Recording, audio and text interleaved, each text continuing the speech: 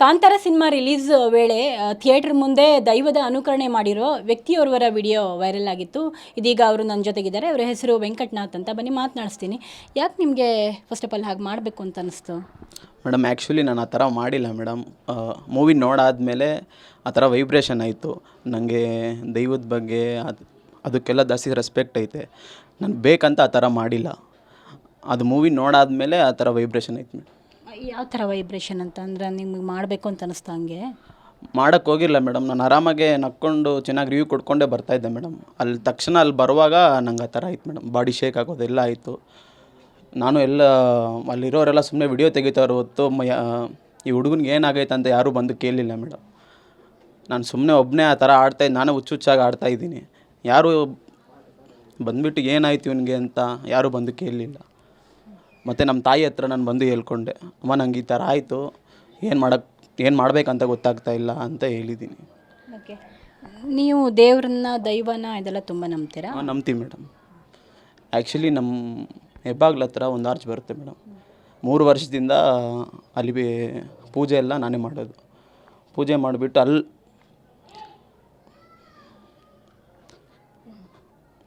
ಅಲ್ಲಿ ಬರುವಾಗೂ ಅಷ್ಟೇ ಮೇಡಮ್. ಕೈ ಶೇಕ್ ಆಗೋದಾಗಲಿ ಕಿರ್ಚೋದಾಗಲಿ ಎಲ್ಲ ಮಾಡ್ತೀನಿ. ಬೇಕಿದ್ರೆ ನಮ್ಮ ಫ್ರೆಂಡ್ಸ್ ಎಲ್ಲ ಇಲ್ಲೇ ಇದ್ದಾರೆ, ಅವ್ರನ್ನ ಕೇಳ್ಬೋದು ನೀವು. ಹಿಂದೆ ಒಂದು ಸಲ ನಿಮ್ಗೆ ಆ ಥರ ಆಗಿತ್ತು, ನೀವು ದೇವರು ಪೂಜೆ ಮಾಡ್ತೀರಾ ಅಂತ. ಓಕೆ, ಇದು ನೋಡ್ತಿರ್ಬೇಕಾದ್ರೆ ನಿಮ್ಗೆ ಏನಾದ್ರು ವೈಬ್ ಆಯಿತಾ? ಸಿನಿಮಾ ನೋಡ್ತಿರ್ಬೇಕಾದ್ರೆ ರಿಷಬ್ ಶೆಟ್ಟಿ ಅವರ ದೈವಾರಾಧನೆ ಮಾಡ್ತಿರ್ತಾರಲ್ಲ, ಅವ್ರ ಮೇಲೆ ಬರುತ್ತಲ್ಲ, ಆ ಟೈಮಲ್ಲಿ ನಿಮಗೆ ಆ ವೈಬ್ ಏನಾದ್ರು ಆಗಿತ್ತಾ? ಇಲ್ಲ ಮೇಡಮ್, ನನ್ನ ಮೂವಿ ತುಂಬ ಚೆನ್ನಾಗಿರುತ್ತಂತ ಅಲ್ಲೇ ತುಂಬ ಒಂದು ಸೀನು ಬಿಡದೆ ಆ ಥರ ನೋಡ್ತಾಯಿದ್ದೆ ಮೂವಿನ. ತುಂಬ ಇನ್ವಾಲ್ವ್ ಆಗಿ ನೋಡ್ತಾ ಇದ್ರಿ? ಹಾಂ ಮೇಡಮ್. ಇದು ಕಾಂತಾರ 2 ಅಲ್ಲಿ ತುಂಬ ಇನ್ವಾಲ್ವ್ ಆಗಿ ನೋಡಿದ್ದೀವಿ. ಕಾಂತಾರ 1ಗೂ ಅಷ್ಟೇ ತುಂಬ ಇನ್ವಾಲ್ವ್ ಆಗಿ ನೋಡಿದ್ದೀವಿ. ಓಕೆ, ಕಾಂತಾರ 1 ಬಂದಾಗಲೇ ಅದನ್ನ ಹೇಳಿದ್ರಲ್ಲ, ಸಾಕಷ್ಟು ಜನ ಅನುಕರಣೆ ಮಾಡಿದ್ರು. ಆ ಟೈಮಲ್ಲಿ ಮಾಡಬೇಡಿ, ಅದು ನಿಮಗೂ ತೊಂದರೆ, ಹಾಗೆ ಮಾಡಲೂಬಾರ್ದು, ದೈವಕ್ಕೆ ನೀವು ಅದು ಇದು ಮಾಡ್ದಂಗೆ ಅಂತ ಹೇಳಿ ನಿಷಿದ್ಧ ಆ ಥರ ಮಾಡೋದು ಅನುಕರಣೆ. ಅದು ಆರಾಧಕರು ಇರ್ತಾರೆ, ಅವ್ರು ಮಾತ್ರ ಅವ್ರು ಆ ಟೈಮಲ್ಲಿ ಬರುವಂಥದ್ದು ಅಂತ ಹೇಳಿದ್ರಲ್ಲ, ನಿಮ್ಗೆ ಗೊತ್ತಿರಲಿಲ್ವ? ಅದು ಗೊತ್ತಿರಲಿಲ್ಲ ಮೇಡಮ್. ನಂಗೆ ಆ ಥರ ಆಯಿತು, ನನಗೆ ಗೊತ್ತಾಗಿ ನಾನೇ ಏನಕ್ಕೆ ಮಾಡಿದ್ದೀನಿ ಆ ಥರ ಅಂತ ನನ್ನ ಮೇಲೆ ನಾನೇ ಕ್ವಶನ್ ಹಾಕ್ಕೊಂಡಿದ್ದೀನಿ. ಮನೆಗೆ ಬಂದಾಗ ನಿಮ್ಗೆ ಪಶ್ಚಾತ್ತಾಪ ಆಯ್ತಾ? ಅದು ಹೇಗೆ? ನನಗೆ ದೈವ ಬಂದೈತೆ ಅಂತ ನಾನು ಹೇಳ್ಕೊತ ಇಲ್ಲ. ಮೂವಿ ನೋಡಾದ್ಮೇಲೆ ವೈಬ್ರೇಷನ್ ಆಯಿತು ಅಷ್ಟೇ ಮೇಡಮ್.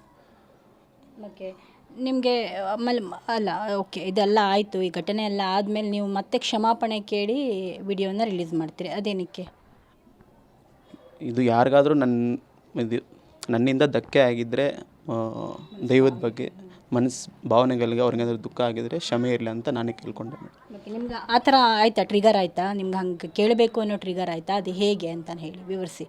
ಇಲ್ಲ ಮೇಡಮ್, ಫೋನ್ಗಳು ಬಂತು. ಪಾಪ ಅವರೇನೋ ಬೈಲ್ದಿಲ್ಲ, ಏನೂ ಮಾಡಿಲ್ಲ. ಈ ಥರ ಯಾಕೆ ಮಾಡಿದೀಯಾ ಈ ಥರ ಅಂತ ಅವರು ಕೇಳಿದ್ರು. ಅವ್ರು ಬಂದು, ಇಲ್ಲ ಸರ್, ನನ್ನ ಮೂವಿ ನೋಡಾದ್ಮೇಲೆ ನಂಗೆ ಆ ಥರ ಆಯ್ತು ಸರ್ ಅಂತ ನಾನು ಹೇಳಿದೆ. ಅವರೇನು ಬೈಲಿಲ್ಲ, ಏನು ಮಾಡಲಿಲ್ಲ. ನೀನೊಂದು ಕ್ಷಮಾಪಣೆ ವಿಡಿಯೋ ಹಾಕು ಅಂತ ಕೇಳಿದ್ರು. ನಾನು ಮಾಡಿದ್ದೀನಿ ಮೇಡಮ್. ಅಲ್ಲ, ನೀವು ಉದ್ದೇಶಪೂರ್ವಕವಾಗಿ ಮಾಡೋಕ್ಕೆ ಬಂದಂಗಿತ್ತು. ಯಾಕಂದರೆ ನಿಮ್ಮ ಅಟೈರ್ ಹಂಗಿತ್ತಲ್ಲಿ, ನೀವು ಇದು ಹಾಕ್ಕೊಂಡಿದ್ರಿ, ಪಂಚೆ ಎಲ್ಲ ಹಾಕ್ಕೊಂಡು ಬಂದಿದ್ರಿ, ರೇಷ್ಮೆ ಪಂಚೆ ಎಲ್ಲ. ಯಾವುದೇ ಫಿಲಮ್ಗೆ ಹೋದರೂ ಸೇಮ್ ಅವ್ರ ಥರನೇ ರೆಡಿ ಆಗೋಕ್ಕೆ ಹೋಗ್ತೀನಿ ಮೇಡಮ್. ಫಿಲಮ್ ರಿವ್ಯೂ ಕೊಡ್ತಾ ಇರ್ತೀನಿ ನಾನು, ನನ್ನ ಯೂಟ್ಯೂಬ್ ಚಾನಲಲ್ಲಿ ಕೂಡ ಹಾಕಿದ್ದೀನಿ.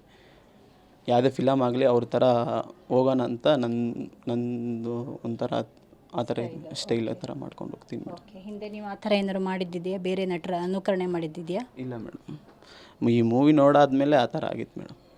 ಓಕೆ, ನಿಮಗೆ ಯಾರು ಫೋನ್ ಮಾಡಿ ಹೇಳಿದರು ಅಂತ ಅಂದರೆ ಬೆದರಿಕೆ ಥರ ಹೇಳಿದ್ರಾ, ಅಥವಾ ನಾರ್ಮಲಾಗಿ ಆ ಥರ ಮಾಡಬೇಡ, ಕ್ಷಮಾಪಣೆ ಕೇಳು ಅಂತಂದ್ರೆ? ಯಾರು ಕಾಂಟ್ಯಾಕ್ಟ್ ಮಾಡಿದ್ದು? ತುಳುಕೂಟದವರ ಅಥವಾ ಸಿನಿಮಾ ಟೀಮ್ನವರ? ಯಾರು, ಅವ್ರ ಹೆಸರೇನಾದರೂ ಹೇಳ್ತೀರಾ? ಮಂಗಳೂರು ಕಡೆಯಿಂದ ಮಾಡಿದ್ದು ಮೇಡಮ್. ಈ ಥರ ಕೇಳು, ಕ್ಷಮಿಸ್ತಾರೆ ಜನ ನಿನ್ನ ಅಂತ ಹೇಳಿದ್ರು ಅವರು. ಓಕೆ, ಈಗ ಇಷ್ಟೆಲ್ಲ ಆದಮೇಲೆ, ವೈರಲ್ ಆದಮೇಲೆ ನೀವಲ್ಲ, ಜೊತೆಗೆ ಬೇರೆ ಬೇರೆ ಕಡೆಯೂ, ತಮಿಳ್ನಾಡು ಆ ಕಡೆ ಎಲ್ಲ ಸಿಕ್ಕಾಪಟ್ಟೆ ಬರ್ತಾ ಇದೆ. ಅಂದರೆ ಈ ಥರ ಮಾಡ್ತಾ ಇದ್ದಾರೆ, ನೀವೇ ನೋಡಿದ್ದೀರಾ, ವಿಡಿಯೋಗಳು ಬಿಡ್ತಾ ಇದ್ದಾರೆ. ಹೀಗೆ ಮಾಡೋದು ತಪ್ಪು ಅಂತ ಹೇಳಿ ಸಿನಿಮಾ ಟೀಮ್ನವರು ಆಮೇಲೆ ಹೇಳ್ತಾರೆ. ನಿಮಗೂ ಗೊತ್ತಾ ಅದು? ಅವರು ಅನೌನ್ಸ್ ಮಾಡಿದ್ರು, ಅವ್ರು ಹಾಕಿದ್ರು. ಇದೆಲ್ಲ ಈ ಇನ್ಸಿಡೆಂಟ್ ಎಲ್ಲ ಆದಮೇಲೆ ನಿಮಗೆ ಭಯ ಏನಾದ್ರು ಕಾಡ್ತಾ ಇದೆಯಾ? ದೈವ ನನಗೇನಾದ್ರು ಮಾಡಿಬಿಡುತ್ತೋ, ನಾನು ತಪ್ಪು ಮಾಡಿಬಿಟ್ಟೆ ಅಂತ? ನಾವು ಮನೇಲಿ ಆ ದೇವ್ರಿಗೆ ಪೂಜಿಸ್ತೀವಿ ಮೇಡಮ್. ಯಾವ ದೇವರು? ವಾರಾಹಿ ದೇವ್ರನ್ನ. ಅದು ನಮ್ಮ ಮನೇಲಾಗಲಿ ನಾವು ಪೂಜೆ ಎಲ್ಲ ಇಟ್ಕೊಂಡಿದ್ದೀವಿ ಆ ದೇವ್ರನ್ನ. ನಾವು ತುಂಬ ಆರಾಧನೆ ಮಾಡ್ತೀವಿ. ಇದೇನಾಗಿತ್ತಂದರೆ ನವರಾತ್ರಿ ದಿನ ದೇವರಿಗೆ ತುಂಬ ಭಕ್ತಿಯಾಗಿ ಪೂಜೆ ಮಾಡ್ತಾಯಿದ್ದೆ ಮೇಡಮ್. ಆ ಟೈಮಲ್ಲಿ ತುಂಬ ನಾನು ಊಟ ಮಾಡಲಿಲ್ಲ, ಏನೂ ಮಾಡಿಲ್ಲ. ಮೂವಿ ಸಕ್ಸಸ್ ಆಗಬೇಕು, ಚೆನ್ನಾಗಿರ್ಬೇಕಂತ ಬೆಳಗ್ಗೆ 5 ಗಂಟೆಗೆ ಪೂಜೆ ಮಾಡಿಬಿಟ್ಟು ಇಲ್ಲಿಂದ ಹೋಗಿದ್ದೀನಿ ನಾನು. ಕಾಂತಾರ ಮೂವಿ ಸಕ್ಸಸ್ ಆಗಬೇಕಂತ ಇಲ್ಲಿ ನಮ್ಮ ಮನೆ ದೇವ್ರಿಗೆ ಪೂಜೆ ಮಾಡಿಬಿಟ್ಟು, ಈಶ್ವರ ನಮ್ಮ ಮನೆ ದೇವರು, ಇಲ್ಲಿ ಪೂಜೆ ಮಾಡಿಬಿಟ್ಟು ಮೂವಿ ಸಕ್ಸಸ್ ಆಗಲಿ ಅಂತಲೇ ನಾನು ಹೋಗಿದ್ದು ಮೇಡಮ್. ಅಲ್ಲಿ ರಿಷಬ್ ಸರ್ಗೆ ಪೂಜೆ ಎಲ್ಲ ಮಾಡಿ, ಅವರೇ ದೇವ್ರ ಥರ ಕಾಣಿಸ್ತಾಯಿದ್ರು ನನಗೆ. ಅವ್ರಿಗೆ ಪೂಜೆ ಮಾಡಿಬಿಟ್ಟು ಒಳಗಡೆ ಹೋಗಿದ್ದು ಮೇಡಮ್. ನೀವು ಅದು ಮಾಡ್ತಾ ಇರ್ಬೇಕಾದ್ರೆ ಪ್ರಾಕ್ಟೀಸಲ್ಲಿ ಬಂದಿದ್ದಲ್ಲ, ನಿಮಗೆ ಹಾಗೆ ಗೊತ್ತಿಲ್ಲದೆ ಬಂದಿರೋದಾ? ಪ್ರಾಕ್ಟೀಸು ಏನೂ ಮಾಡಿಲ್ಲ ಮೇಡಮ್. ಆ ಥರ ಆಗಿತ್ತು ನನಗೆ ಅಷ್ಟೇ.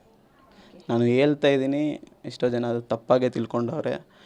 ತಪ್ಪಾಗಿ ವೈರಲ್ಲು ಆಯಿತು. ಅದು ಪಶ್ಚಾತ್ತಾಪ ಆಗ್ತಾ ಇದೆಯಾ ಈಗ? ಆಗ್ತೈತೆ ಮೇಡಮ್. ಏನಂತ ಹೇಳ್ತೀರಾ? ಪ್ಲೀಸ್ ಯಾರು ಆ ಥರ ಮಾಡೋಕ್ಕೆ ಹೋಗಬೇಡಿ. ದೇವ್ರ ಜೊತೆ ಹುಡುಗಾಟ ಯಾರು ಆಡಬೇಡಿ ಅಂತ ಹೇಳ್ಕೊತೀನಿ ಮೇಡಮ್. ಈ ಥರ ನಿಮ್ಗೇನಾದರೂ ತಪ್ಪಾಗಿದ್ದರೆ ಮಂಗಳೂರು ಕಡೆಯವ್ರಿಗೆ, ತುಳುನಾಡಿನ ಕಡೆಯವ್ರಿಗೆ, ನನ್ನ ಕರ್ನಾಟಕ ಜನತೆಗೆ ಕ್ಷಮೆ ಇರಲಿ ಅಂತ ಕೋರ್ಕೊಳ್ತೀನಿ ಮೇಡಮ್. ಅಲ್ಲ, ಹಿಂದೆ ಕೂಡ ಅವರು ಹೇಳಿರ್ತಾರೆ, ಅಂದರೆ ಕಾಂತಾರ ಫಸ್ಟ್ ಭಾಗ ರಿಲೀಸ್ ಆಗಿರುತ್ತಲ್ಲ, ಆವಾಗಲೂ ಅವರು ಹೇಳಿರ್ತಾರೆ ಈ ಥರದ ತಪ್ಪು ಅಂಥೇಳಿ. ದೈವ ಅದು ಒಂದು ನಂಬಿಕೆ, ಅದೊಂದು ಆಚರಣೆ, ಆರಾಧನೆ, ಅದನ್ನು ಅನುಸರಿಸಬಾರ್ದು ಅಂತ.